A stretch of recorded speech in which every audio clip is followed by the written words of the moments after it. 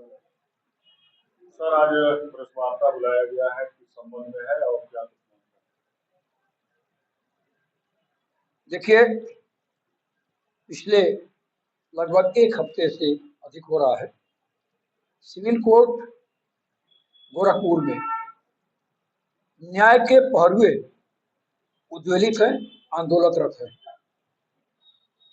इनका आंदोलन अपने किसी निजी स्वार्थ के लिए नहीं है और न ही इनका आंदोलन अपनी किसी बेहतरी और उन्नति के लिए है।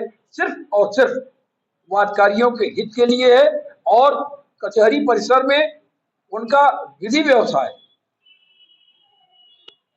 सुचारू चल सके, ऐसी व्यवस्था के लिए। मैं बताना चाहूंगा कि गोरखपुर सिविल कोर्ट के परिवार न्यायालय में एक मुकदमा चल रहा है, सूर्य नारायण वर्सेस पूजा तिवारी।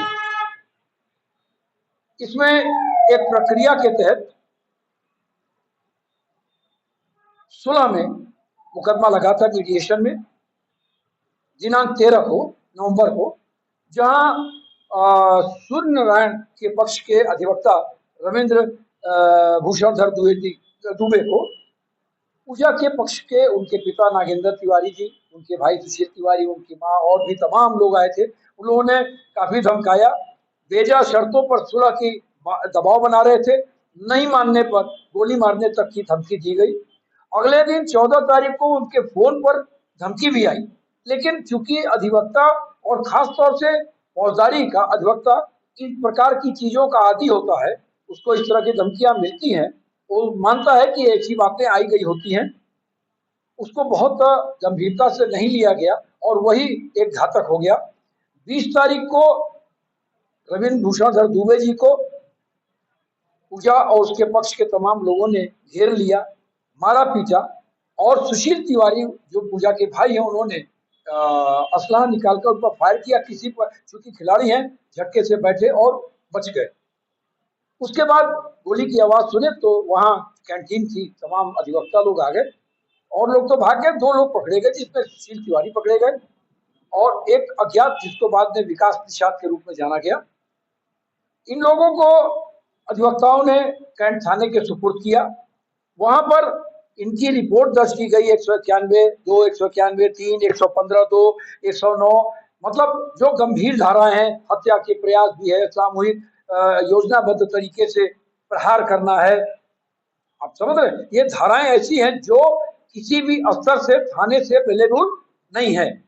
लेकिन शाम होते होते कैंट इंस्पेक्टर संजय सिंह ने इनको रिमांड मजिस्ट्रेट के सामने पेश नहीं किया, बल्कि थाने से ही दोनों अभियुक्तों को छोड़ दिया। किस अधिकार से छोड़ दिया? वो अगर बीमार थे, जैसा कि उनका कहना है कि बीमार थे, दवा करने के लिए छोड़ दिया। क्या एक हीनियस क्राइम में पकड़े गए अभियुक्त को घटनास्थल से आप दवा कराने के लिए मुक्त कर देंगे? उसके लिए व्यवस्था है कि आप ट्रांजिट रिमांड पर उसको अस्पताल ले जाते, वहां उसकी दवा कराते, रिमांड मजिस्ट्रेट के सामने पेश करते, वो चाहे जेल भेजता या आपको रिमांड पर देता, आपको कस्टडी में देता। लेकिन आप, संजय सिंह खुद ही न्यायालय बन गए, संजय सिंह खुद ही मजिस्ट्रेट बन गए और एक ऐसे 2 अभियुक्तों को छोड़ दिया जो कभी भी हमारे अधिवक्ता रविंद्र भूषणधर दुबे के लिए खतरनाक हो सकते थे। हम लोग ने उसके बाद इनको मौका दिया, इनसे बात किया, अधिकारियों से बात किया और उसके बाद से जो अधिकारियों ने, प्रशासन ने गोरखपुर के, चाहे वो डीएम हो, चाहे एसएसपी हो, चाहे डीआईजी हो, सबसे हम लोग मिले, लेकिन सबने सिर्फ आश्वासन की भुट्टी पिलाई। इनमें से जितने लोग नामजद थे, 6 नामजद थे और बाकी 6-7 अन्य थे, किसी की भी गिरफ्तारी और नहीं कर पाए। प्रश्न यह उठता है कि जब अधिवक्ता जो कानून के दायरे में रहकर पीड़ित पक्ष को न्याय दिलाने के लिए संघर्ष करता है, कैसे हिम्मत करेगा? इन आताइयों का इतना मन बढ़ गया, जो 4-5 फाटक हैं हमारे के आने के, वहां हर जगह स्कैनर लगा हुआ है। तमाम बड़े असलहों के साथ पुलिस बल मौजूद रहता है, जिनका ये काम है कि वो कोई भी बाहर से आने वाले की तलाशी लेकर ही अंदर जाने दें, क्योंकि विगत दिनों में प्रदेश की तमाम न्यायालयों में गोली चल चुकी है, बम चल चुके हैं, हत्याएं हो चुकी हैं, तो कैसे एक असलाह अंदर पहुंच गया और फिर फायर करने के बाद वो असलाह लेकर निकल गया। अभी 2 दिन पहले हम लोगों ने, कल भी हम लोगों ने भयंकर रूप से अम्बेडकर चौराहे को जाम किया। हालांकि उसमें हमने किसी राहगीर को नहीं परेशान किया, न एम्बुलेंस को रोका, लेकिन प्रशासन तक हमें अपनी बात पहुंचाने का ये एक तरीका था, हमें नहीं अच्छा लगता है। देखिए, 1 सप्ताह से ऊपर हो गया आप लोगों को प्रदर्शन करते, जबकि अधिवक्ता को सड़क पर उतरना पड़ रहा है।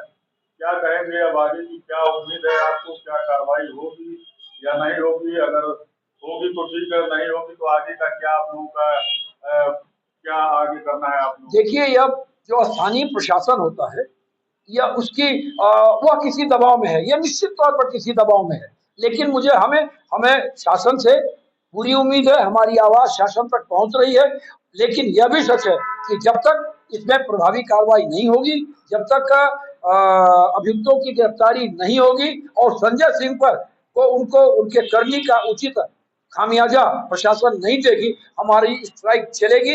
हमें जिन भी वादकारियों को इसमें परेशानी हो रही है, हम पूरी बार की तरफ से उन लोगों से क्षमा मांगते हैं, क्योंकि यह लड़ाई भी एक पक्ष के ही तेजा दबाव से बचाने की लड़ाई है और इस लड़ाई में हमारा बार एसोसिएशन पूरी तरीके से मुखरित है। हमारे अध्यक्ष भानु पांडे हो और मंत्री गिरिजेश मणि हो या एकदम नवोदित आज का एक दिन का भी अगर रजिस्टर्ड सभा का अधिवक्ता है और चाहे अध्यक्ष, सारे लोग एकजुट होकर अधिवक्ता और और पक्षकारों के मान सम्मान और सुरक्षा के लिए लामबंद है, लड़ रहे हैं।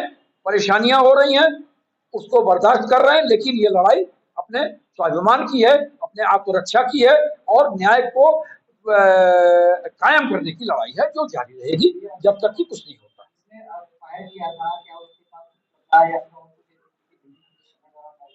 देखिए, जब फायर होता है तो एक भगदड़ की स्थिति बनती है। 2 लोग तो पकड़ में आ गए, लेकिन सुशील तिवारी जिन्होंने फायर किया था, उनके साथ कोई बंदा था जो उनके हाथ से असला छीनकर और लहराते हुए निकल गया। तो 5-6 लोग तो निकल गए भीड़ का फायदा उठाते हुए, क्योंकि वो बड़ी कैंटीन है, शुक्ला कैंटीन ऐसी कैंटीन है जिसमें दिन में 1 बजे कम से कम 200-300 लोग, चाहे वो बाहरी हो और चाहे वो अधिवक्ता हो, इतनी भीड़ रहती है। उस भीड़ का भगदड़ का लाभ उठाकर वो निकल गया। 2 लोग को पकड़ा गया और उनको हमने दिया तो उनको पुलिस ने छोड़ दिया ना, कुछ नहीं हुआ। ऐसा भी नहीं है कि वो हार्डकोर क्रिमिनल थे कि वो कहीं चंबल के घाटियों में जाकर छुप गए हों, लेकिन पुलिस प्रशासन निश्चित तौर पर किसी बड़े दबाव में है। वो चाहे धन का दबाव है, चाहे बल का दबाव है और चाहे किसी राजनीतिक रसूख वाले का दबाव है, लेकिन दबाव में है।